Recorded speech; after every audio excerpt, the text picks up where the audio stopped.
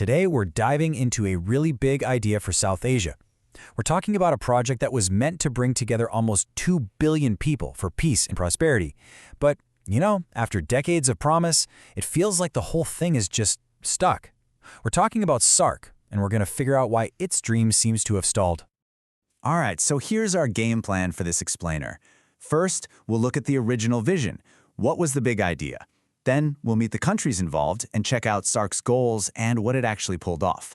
After that, we'll get into the tough stuff. Why did the cooperation hit a wall?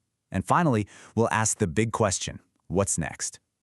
So let's kick things off with the idea that started it all, this powerful vision for a South Asia that was more connected, more prosperous, and way more peaceful.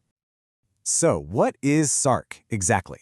Well, the name stands for the South Asian Association for Regional Cooperation. It's basically an alliance that got started way back in 1985.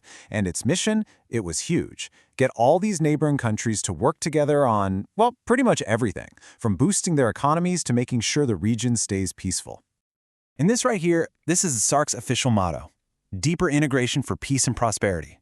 And honestly, it's way more than just a nice-sounding slogan. It's the whole philosophy. The core belief was that if you could just get the region's economies and people to work more closely together, then peace and prosperity would just naturally happen. Super optimistic, right? And incredibly ambitious.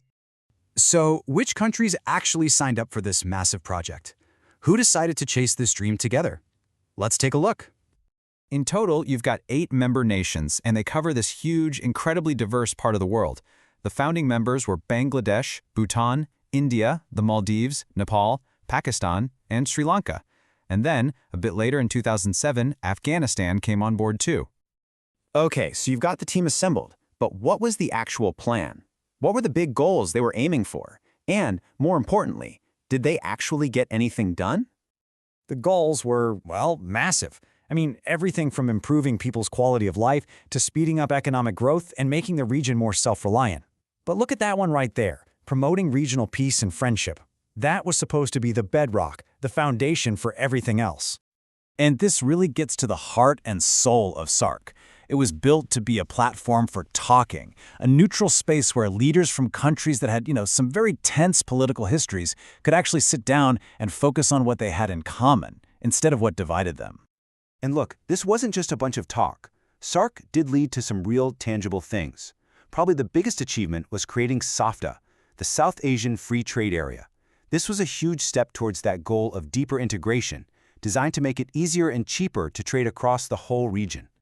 But, and you knew there was a but coming, as that initial excitement met the cold, hard realities of the region, the promise of Saarc started to collide with some very difficult truths.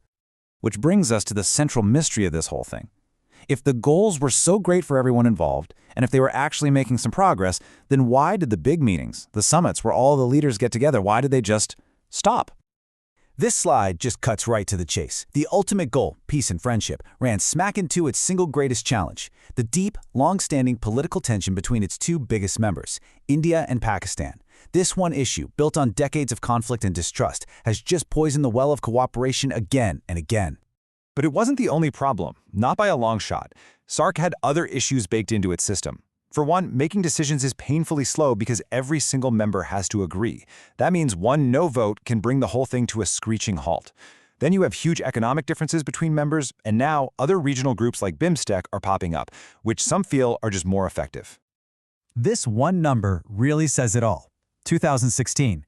That was the last time a Saarc summit was held. It's been years since all the leaders of these nations got together under the Saarc banner. That one fact just screams stalemate.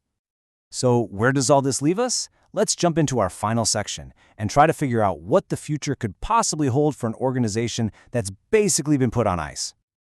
Okay, now this is really important to understand. Even though the big, high-profile political meetings have stopped, Saarc isn't completely dead. Under the radar, important work is still going on. There's still cooperation on things like public health, agriculture, and helping each other out during natural disasters. The engine hasn't completely seized up. And you absolutely cannot talk about Saarc without understanding India's role. As the biggest member, by a huge margin, it's the economic engine and a major source of funding.